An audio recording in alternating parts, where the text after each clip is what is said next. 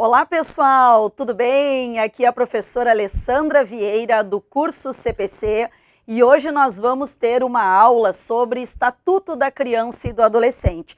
Na verdade, um resumo daqueles tópicos que são tópicos essenciais, fundamentais e que com certeza podem ser objeto de questionamento do concurso que vocês irão prestar. Então nós vamos ver alguns aspectos importantes, um apanhado geral. Justamente, o pessoal que está se preparando, o concurso que cai Estatuto da Criança e do Adolescente, nós vamos direto ao ponto ali. Vamos dar uma olhada em artigos que são extremamente importantes. Então vamos ao nosso primeiro artigo. A primeira questão que eu queria abordar com vocês, na verdade, assim, digamos assim, a parte mais introdutória, seria justamente o nosso artigo 1º do ECA. O que diz o artigo 1º? Que esta lei, ela dispõe sobre a proteção, que deve ser uma proteção integral, tanto à criança quanto ao adolescente. Então, nós temos aqui um tópico, digamos assim, uma informação fundamental. Essa legislação é uma legislação especial, é uma legislação muito protetiva, e essa legislação ela é destinada à proteção integral das crianças e também dos adolescentes. Nós vamos ver na sequência o que nós podemos entender por criança e o que nós podemos entender por adolescente. Então, esse estatuto ele visa proteger a criança, o adolescente, de toda forma de abuso, bem como de garantir todos os direitos que estão previstos na nossa Constituição Federal. Então, nós temos lá na nossa Carta Magna, na nossa Carta Maior, nós temos uma série de direitos que devem ser observados às crianças e aos adolescentes. E o Estatuto, ele visa garantir, ele visa assegurar que esses direitos serão respeitados, sob pena, digamos assim, de sanções previstas na nossa legislação. Então, pessoal, nós vamos dar uma olhadinha agora num dos tópicos mais perguntados em concursos públicos, que é justamente o que nós podemos entender por criança e o que nós podemos entender por adolescente.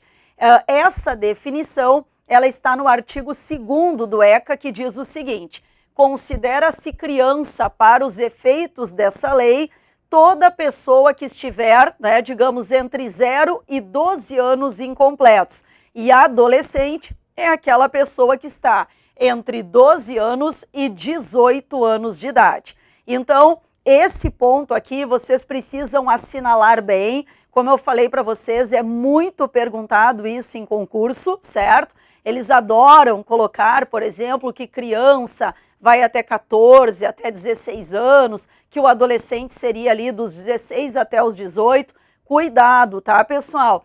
De acordo com a nossa legislação, criança vai de 0 até 12 anos incompletos e o adolescente dos 12 até os 18 anos de idade.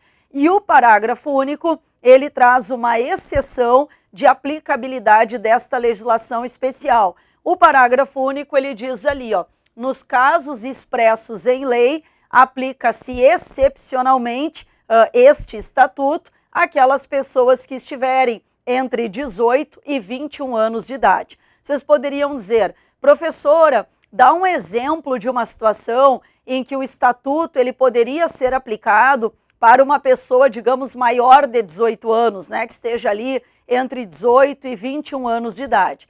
O melhor exemplo, pessoal, que eu até coloquei aqui para vocês, é a questão da própria adoção, Porque o que acontece? O ECA, ele apenas regulamenta o Instituto da Adoção até 18 anos de idade. A partir dos 18 anos, a adoção, ela seguiria, então, digamos assim, o nosso Código Civil, e não essa legislação, que é uma legislação especial. Agora, se nós tivermos uma situação em que aquela criança, por exemplo, agora adolescente, ela já estava sob a guarda ou sob a tutela da pessoa que fez o pedido da sua adoção, mesmo que esta pessoa ela já seja maior de 18 anos, digamos assim, o processo da adoção, ele pode seguir, então, os ditames, os parâmetros que são estabelecidos nessa legislação especial. Ah, professora, como assim? Então, vocês imaginem que um adolescente, ele está sob a guarda de uma determinada pessoa, né, que foi, digamos assim, deferida essa guarda pela justiça, ou esse adolescente, ele tem um tutor. A tutela é uma das formas de colocação em família substituta, assim como a guarda também.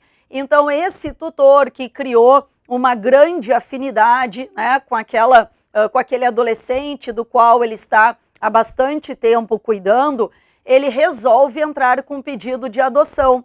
Só que quando ele entrou com pedido de adoção, aquela pessoa já tinha completado 18 anos, mas esteve, digamos assim, por muito tempo sob a tutela daquela pessoa. Então, neste caso, né, quando foi feito o pedido da adoção, se no momento lá que foi formalizado o pedido da adoção, aquela pessoa a ser adotada, ela estava sob tutela ou estava sob a guarda daquela pessoa que pretende adotá-la, não teria problema a adoção seguir o regramento do ECA, né? Mesmo que a pessoa tenha 18, 19, 20 anos. Por quê? Porque aqui a gente aplica o ECA por uma exceção que é prevista na própria lei. A nossa lei, ela é clara. Excepcionalmente, a gente pode seguir os padrões dessa lei, se assim for, digamos, determinado. Então, como eu disse para vocês, no caso de uma adoção, não teria problema nenhum, certo?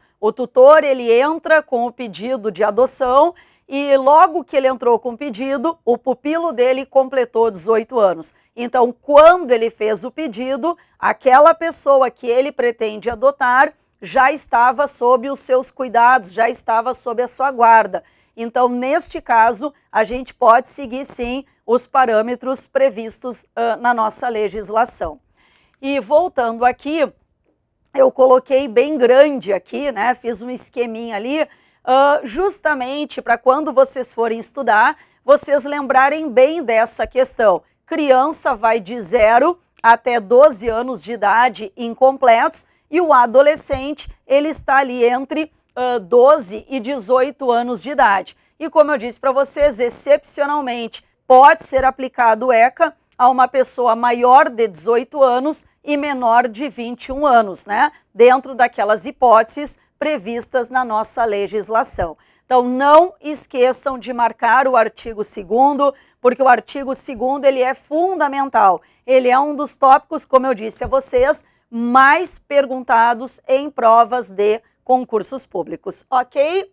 Seguindo adiante, então, outro artigo que é bem importante é o nosso artigo 4º, né? O artigo 4º, ele trata de uma verdadeira rede de proteção que nós precisamos ter, digamos assim, neste olhar especial que nós devemos dar ao tratamento das crianças e também dos adolescentes. Nós temos aqui uma verdadeira rede de proteção. O artigo 4º, ele vem validar, referendar aquilo que a Constituição já dispõe. Não é dever apenas, por exemplo, da família, né? Prestar auxílio, cuidar da criança, cuidar do adolescente. Esse dever é da família, é da comunidade, é da sociedade como um todo, é do poder público também. Então, todas as pessoas têm a obrigação, né, digamos assim, de assegurar que todos aqueles direitos previstos às crianças e adolescentes, esses direitos eles sejam rigorosamente cumpridos. Vou dar aqui um exemplo para vocês.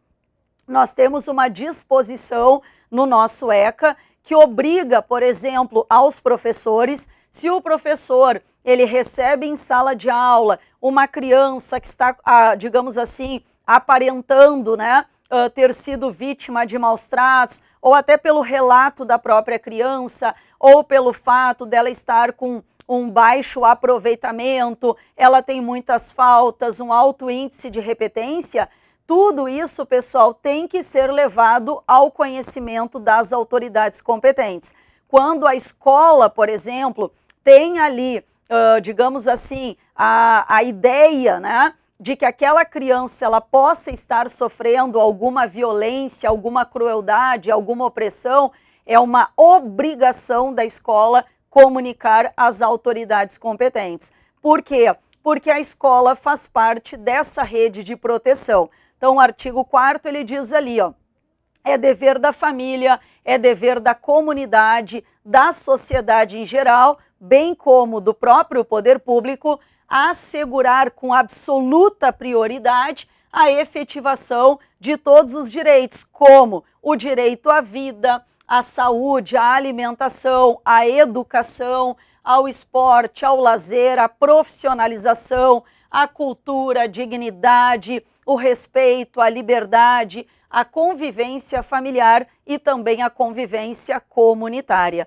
Então, o artigo 4º, ele traz essa informação no sentido de nos dizer, não compete apenas ao poder público, né, instaurar, por exemplo, políticas públicas que visem assegurar os direitos das crianças e dos adolescentes. Compete também à família, à sociedade como um todo, né, resguardar, assegurar esses direitos que estão previstos nas nossas leis. Seguindo adiante, pessoal, o artigo 4º, ele também traz aqui aspectos que são importantes, né, que a gente dê uma olhadinha. A criança e o adolescente são considerados pessoas em desenvolvimento, pessoas que têm, digamos assim, uma vulnerabilidade presumida.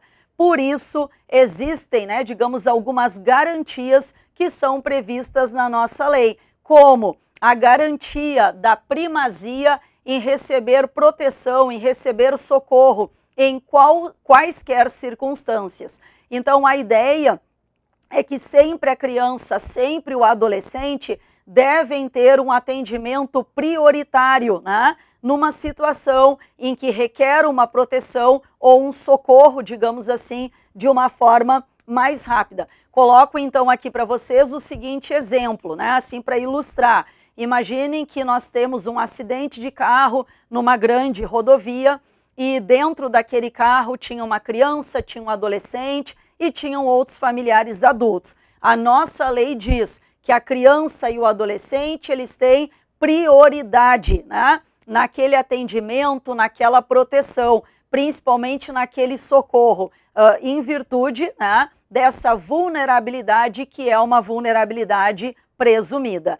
Depois nós temos ali, na letra B, a precedência, né, ou até a gente poderia dizer a preferência, certo? De atendimento nos serviços públicos ou que tenham uma relevância pública. Então, assim como a criança e o adolescente têm a prioridade na proteção, no socorro, em quaisquer circunstâncias, eles também têm uma prioridade de atendimento, por exemplo, nos serviços públicos ou serviços que tenham relevância pública. Então, aqui a gente poderia trazer como exemplo aquela situação de que uma criança chega a um hospital, um adolescente chega a um hospital, ela tem prioridade no atendimento por conta da sua vulnerabilidade.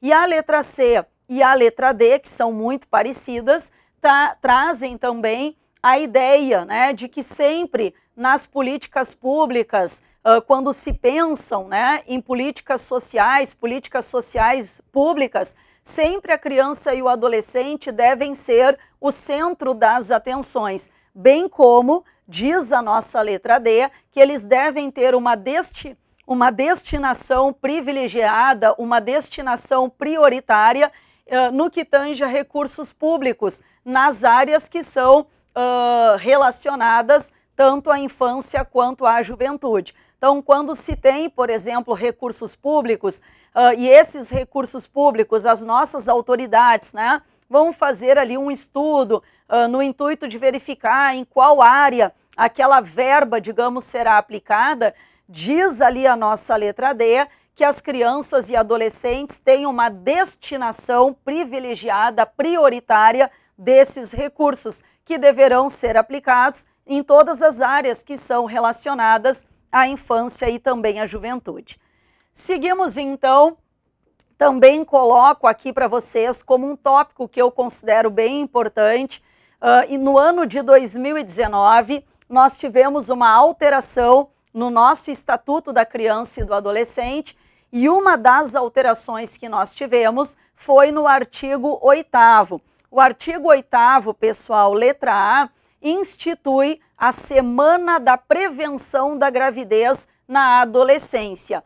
A gente sabe que esse é um tema dos mais importantes, certo? E se entendeu que esse tema deveria estar incorporado na nossa legislação. Se nós estamos falando de uma camada da população que tem uma vulnerabilidade maior e que precisa ter uma proteção maior, a gente também tem que pensar em políticas e em estratégias que visem a conscientização dessa camada da sociedade, da importância, por exemplo, a responsabilidade que é ter um filho. Então a gente sabe, né, pelos dados estatísticos do nosso país, que cada vez mais a vida sexual está começando mais cedo, né? Infelizmente, algumas crianças, né? E nós temos aí uma grande maioria no que toca aos adolescentes. E muitas vezes essa iniciação na vida sexual, ela não se dá de uma forma pensada, de uma forma planejada, onde se tem uma responsabilidade maior. Então, se entendeu que deve sim ser uma política pública a da prevenção da gravidez na adolescência. E o que poderia cair aqui para vocês? Que é isso que eu quero chamar a atenção. Nós temos uma semana reservada, pessoal, para isso. Nós temos um mês, né, aonde, digamos assim, esse mês será dedicado, né, a estratégias que visem essa conscientização. E isso eles poderiam colocar na prova para vocês. Então vamos dar uma olhadinha o que diz o artigo 8º-A. Ele diz assim, ó: fica instituída a Semana Nacional da Prevenção da Gravidez na Adolescência, a ser realizada anualmente na semana que incluir o dia 1º de fevereiro, certo? Então ali, naquela semana, né, do dia 1º de fevereiro, nós precisamos dedicar aquela semana à conscientização, né, das crianças e principalmente dos adolescentes, a questão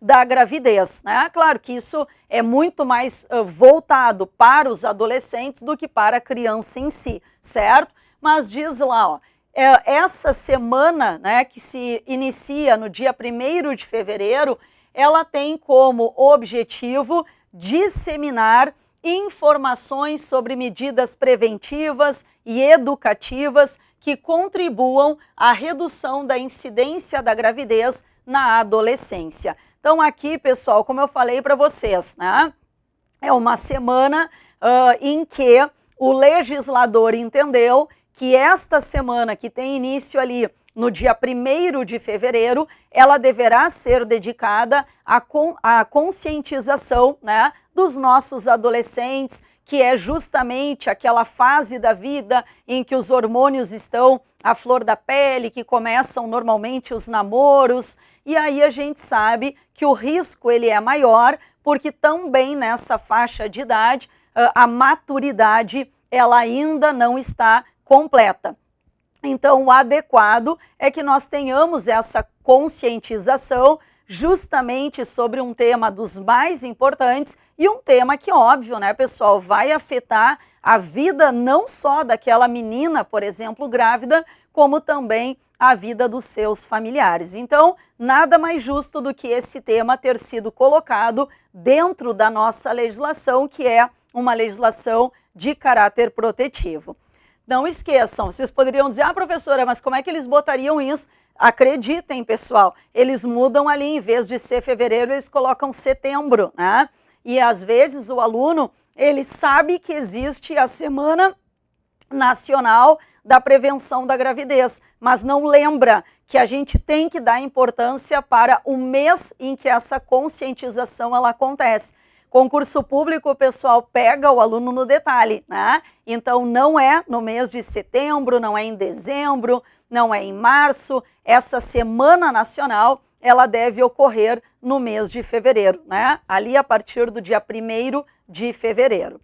Seguindo adiante, então, o parágrafo único complementa, né, digamos ali, o nosso artigo 8º-A, e o parágrafo único diz: as ações destinadas a efetivar o disposto no caput deste artigo ficarão a cargo do poder público que poderá se articular, né, com organizações da sociedade civil e também dirigidas, né, prioritariamente ao público adolescente. Não que não é proibido, né, digamos assim, que seja incluído uma outra fatia da população que não esteja dentro desse critério da adolescência, mas o objetivo maior é para este público de adolescentes, certo? E o detalhe importante ali, que como eu disse para vocês, né, isso está na nossa legislação, pode, digamos assim, ter uma articulação do poder público com organizações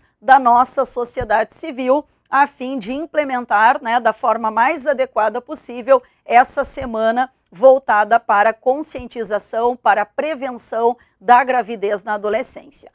Seguimos adiante. O artigo 13 é um outro artigo também extremamente importante. O artigo 13, ele diz ali que quando nós tivermos uma suspeita ou até uma confirmação de um castigo físico, um tratamento cruel, um tratamento degradante, que aquela criança, adolescente, né, provavelmente são vítimas de maus tratos, todas essas informações obrigatoriamente devem ser comunicadas ao Conselho Tutelar, sem prejuízo, pessoal, de outras providências, comunicar a polícia, comunicar o Ministério Público, mas a nossa lei diz que nós precisamos dessa comunicação ao Conselho Tutelar. Então, se, por exemplo, a criança ela foi atendida em um hospital e lá o médico constata que essa criança foi vítima de maus tratos, foi vítima, por exemplo, de um abuso sexual, não pode, pessoal, o hospital se omitir, não pode o hospital, digamos, abafar aquela informação. Está escrito ali no nosso artigo 13, né, que todas essas suspeitas, elas deverão obrigatoriamente ser comunicadas ao Conselho Tutelar, né? E como diz o próprio artigo 13, não descartada outras providências legais. Eu quero comunicar ao Ministério Público, eu quero comunicar o juiz da vara da infância, da juventude da minha cidade. Não tem problema, eu quero comunicar à autoridade policial. Ótimo, né? Mas a nossa lei diz que essa informação ela tem um caráter obrigatório, sob pena da pessoa responder pelo crime de omissão. Isso serve tanto para a área da saúde, né? Lá o médico, a enfermeira que fez o atendimento daquela criança, daquele adolescente, como também se aplica aos professores, como se aplica, por exemplo, o psicólogo que está atendendo aquela criança, né? Porque, pessoal, mas ele tem o dever do segredo profissional. Não, ele tem o dever de proteção em primeiro lugar. E se ele recebeu no consultório uma criança que está toda marcada, né, e ele observa que aquela criança está sendo vítima de maus tratos, ele tem uma obrigação legal de levar essa informação às autoridades competentes. Seguimos, então, artigo 19, outro artigo super importante. Esse artigo 19, ele diz que é um direito da criança, é um direito do adolescente ser criado e educado no seio da sua família, e aqui nós vamos falar em sua família natural, certo? Eu já vou comentar o porquê. E excepcionalmente dentro, né, digamos assim, de uma família substituta, assegurado sempre a convivência familiar, a convivência comunitária e um ambiente, né, que garanta o seu desenvolvimento integral. Então aqui, pessoal, nós temos, digamos assim, um princípio, né, que rege todo o nosso Estatuto da Criança e do Adolescente. A criança ou adolescente tem o direito de ser criado e educado junto à sua família natural. A ideia da nossa lei é que a família substituta, através da guarda, através da tutela, através da adoção, sempre deve ser encarado de uma forma excepcional. Então, a criança, por exemplo, né, ela foi afastada ali da sua família porque o pai tem problemas com alcoolismo, a mãe é uma pessoa que se tem informação, né, que se prostitui, então a criança ela foi afastada daquele ambiente familiar que é completamente inadequado, certo? Mas depois desse afastamento, durante o período do afastamento, aquele pai está se submetendo a um tratamento para o alcoolismo, a mãe arranjou um emprego, né? Por tudo que se sabe, não está mais na prostituição.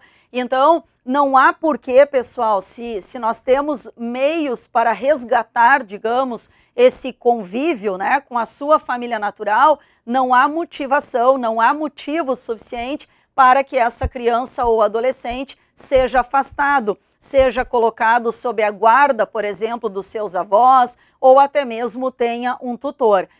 Vocês podem perceber através da leitura de toda a legislação que há sim uma preferência significativa que essa criança, esse adolescente, sejam criados e educados dentro do seio da sua família natural. Quando isso realmente não se faz possível, aí sim nós podemos ter a inserção da criança e do adolescente na chamada família substituta, que, como eu falei, pode se dar através da guarda, pode se dar através da tutela e também através da adoção. O parágrafo 1º, pessoal, ele diz que essa criança, né, digamos assim, que foi afastada da sua família e ela foi inserida, por exemplo, num acolhimento institucional ou nesses programas de acolhimento familiar, a situação dela deverá ser reavaliada a cada 3 meses. Dentro daquela ideia, isso bem importante, né? Porque em concursos públicos eles vão trocar esse período de 3 meses, vão colocar 5 meses, vão colocar 1 ano, e o aluno tem que se ligar, tá? Então o parágrafo 1º, ele é claro. Se a criança estiver em acolhimento familiar, uma família, né, cadastrada, preencher os requisitos para receber aquela criança, não é adoção, tá? Enquanto essa criança, né, não é adotada ou não volta para sua família natural, ela poderá ficar nesses programas de acolhimento familiar ou até mesmo num acolhimento institucional. Mas a nossa lei ela é clara, a situação dessa criança ou deste adolescente precisa ser reavaliada a cada 3 meses, certo?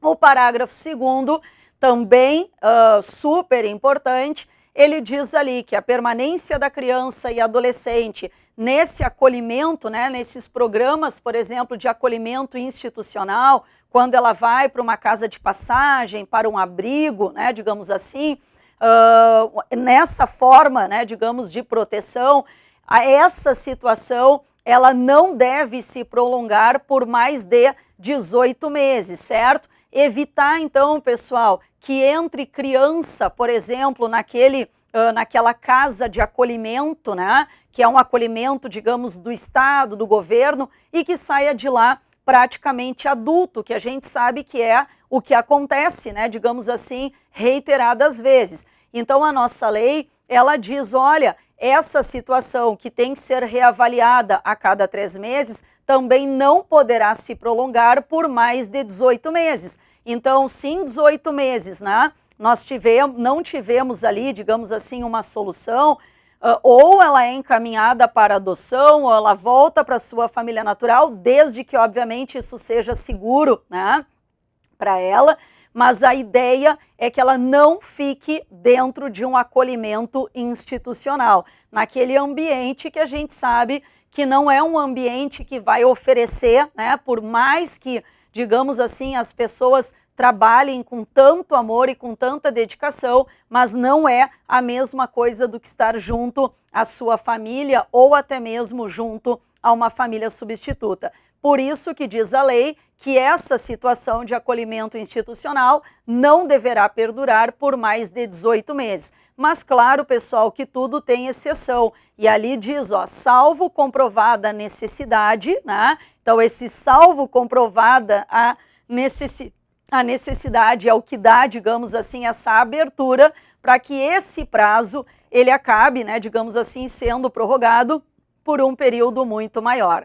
Se for o caso da criança ou do adolescente permanecer por um período superior a 18 meses, nós temos que ter ali, digamos assim, uma justificativa, né, por parte da autoridade judiciária do porquê que essa situação ela precisa se prolongar por mais de 18 meses. Tudo certo? E o parágrafo 3º, pessoal, ele diz ali que a manutenção ou a reintegração da criança ou adolescente à sua família terá preferência, né? Tem total preferência em relação a qualquer outra providência, certo?